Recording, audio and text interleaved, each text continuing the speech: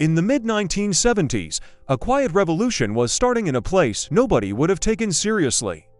A small garage in California, a handful of circuit boards, and a promise that seemed completely impossible to keep.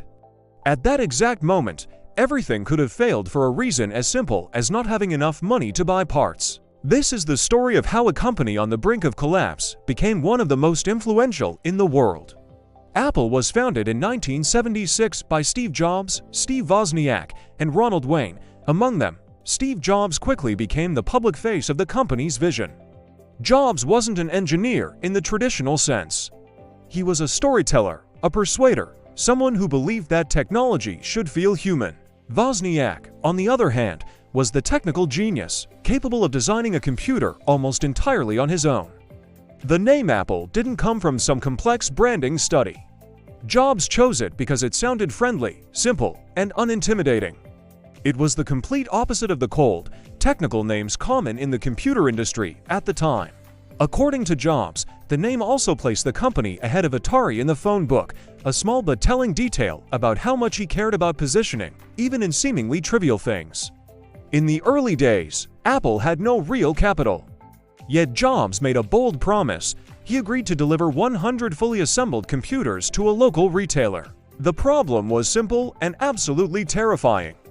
Apple didn't have the money to buy the components needed to build them. Suppliers agreed to provide parts only on Jobs' word. To make it happen, Jobs personally went into debt, betting everything on the idea that the computers would be built, delivered, and paid for on time. If anything had gone wrong, Apple would have ended before it truly began. That massive risk paid off. The Apple I was delivered on schedule, and the company survived its first real test of survival. What few people know is that Apple's original logo wasn't the iconic bitten apple we know today. It was a detailed illustration of Isaac Newton sitting under an apple tree.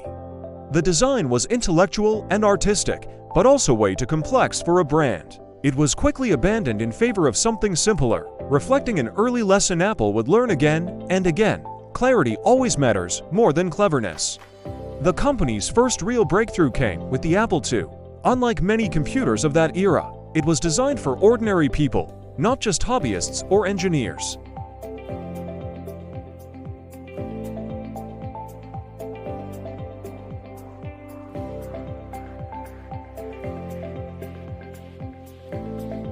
Jobs was demanding, sometimes incredibly difficult to work with, and deeply, unshakably convinced of his own vision. In 1984, Apple launched the Macintosh, a computer that introduced the graphical user interface to a mass audience for the first time. The product was revolutionary, but its sales didn't meet the sky-high expectations. Internal power struggles followed, and in a dramatic turn of events, Steve Jobs was forced out of the very company he had helped create in 1985. For many businesses, losing a founder like Jobs would have been the end. For Apple, it marked the beginning of a long period of uncertainty.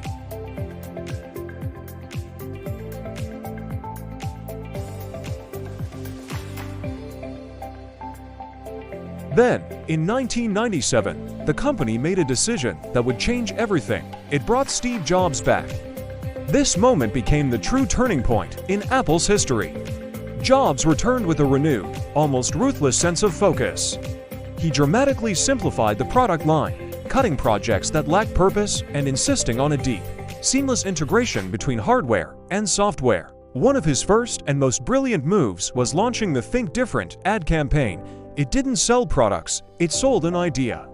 It was a powerful reminder to the world, and to Apple itself, what the brand stood for: creativity, rebellion, and human ingenuity. Growth followed clarity. The colorful iMac G3 restored confidence in the brand and made computers personal and fun again. Then came the iPod, which completely transformed the music industry by combining elegant design, incredible simplicity, and a new digital ecosystem called iTunes.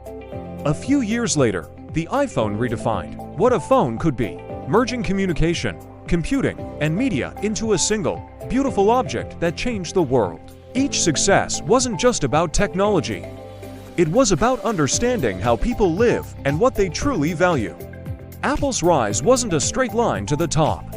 It was a messy, unpredictable journey shaped by huge risks, public failures, and incredibly difficult decisions. From a dusty garage with unpaid bills to a global company influencing culture, design, and business, Apple's story shows that a powerful vision alone is not enough. It must be paired with courage, perfect timing, and a relentless willingness to simplify when complexity feels tempting. The key lesson from Apple's business story is crystal clear. Long-term success rarely comes from playing it safe.